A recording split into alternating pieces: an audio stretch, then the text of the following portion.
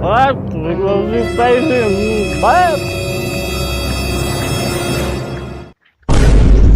पंडित जी प्रणाम। प्रणाम बताबे सुधरे नहीं।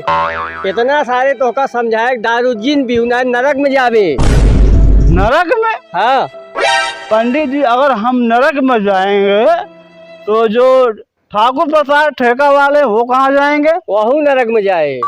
चलो मानते हैं वो जाएंगे नरक में, तो ठीक बात है। लेकिन जो सन्नो डांस करने वाले हैं वो कहाँ जाएंगे? वहू नरक में जाए। वो भी नरक में जाएंगे तो जान लो वो भी ठीक ठीक बात है। लेकिन ये बताओ जो रफीक मुर्गा काटने वाले हैं वो कहाँ जाएंगे? वहू नरक में जाए। वो भी नरक में जाएंगे? हाँ चलो ठीक है।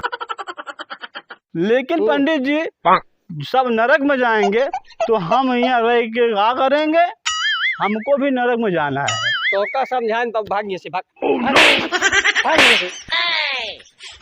पंडित जी हमारे लिए नरक नरक काफी है, हमारे लिए नरक।